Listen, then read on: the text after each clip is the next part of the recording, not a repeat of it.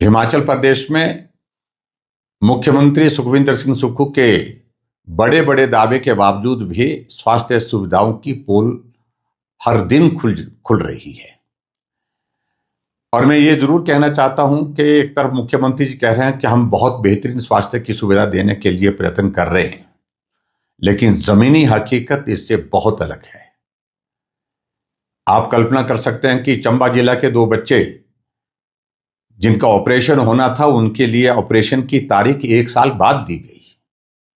ये social media में और अखबारों में कवर हुआ है।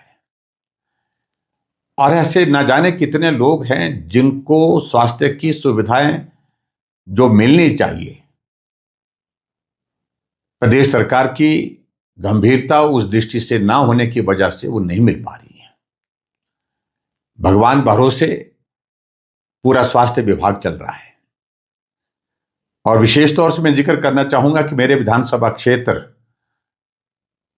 के बाली चौकी के इलाके से एक मंजू शर्मा, जिसकी प्रसव के पश्चात दुखद मृत्यु हो गई,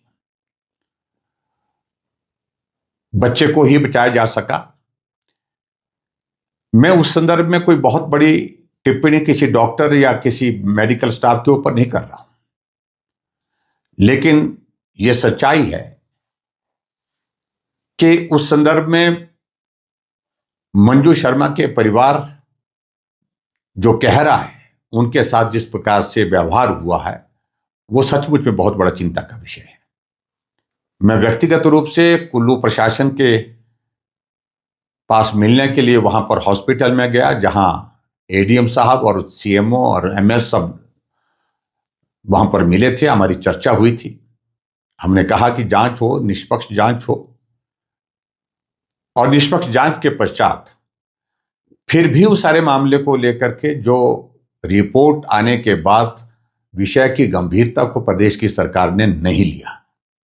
परिणाम स्वरूप आंदोलन फिर से शुरू हुआ और कुछ लोग पिछले 5 दिन से अनशन पर बैठे, आमरण अनशन पर बैठे।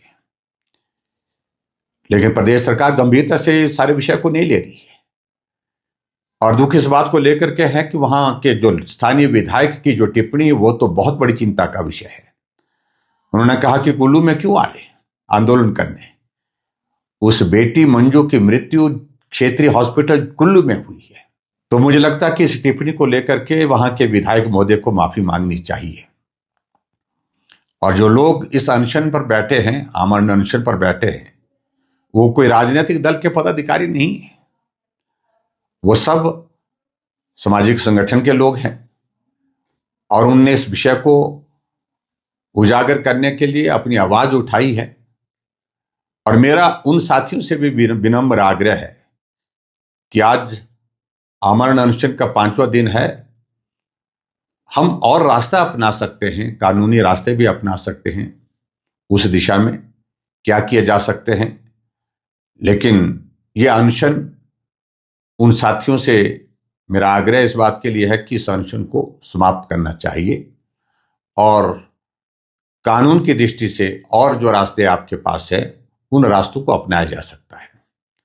हम सब लोग मंजू शर्मा के परिवार के साथ हैं, हमारी संवेदनाएं उनके साथ हैं और ऐसी घटनाएं आने वाले समय में नहीं हो, इस बात को सुनिश्चित करने की जिम्मेवारी प्रदेश सरकार की है।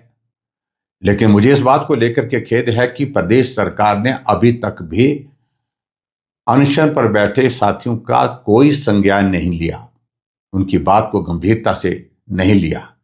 मेरा मुख्यमंत्री जी से इस बात के लिए आग्रह है कि वहां अधिकारियों को या सरकार का कोई प्रतिनिधि जा करके अनशन पर बैठे उन साथियों के साथ बात करे, ताकि अनशन भी समाप्त हो और उसके साथ साथ में मंजू शर्मा के परिवार के लिए जो न्याय की जो मांग उन साथियों ने उठाई है, उनकी बात को सुन करके उसमें बेहतर रास्ता क्या निकल सकता है, उस रास्ते को निकालने का प्रयत्न करना चाहिए।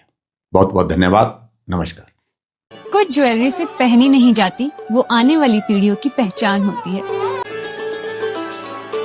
लेगेसी का मतलब सिर्फ साल नहीं होते, वो रिश्ते होते हैं जो वक्त के साथ और गहरे होते जाते हैं। वर्मा ज्वेलर्स का नाम सिर्फ एक ब्रांड नहीं, एक परंपरा है।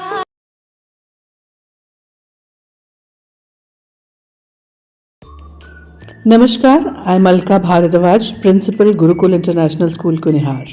At Gurukul, we offer NEP-oriented modern education for the holistic development of your child.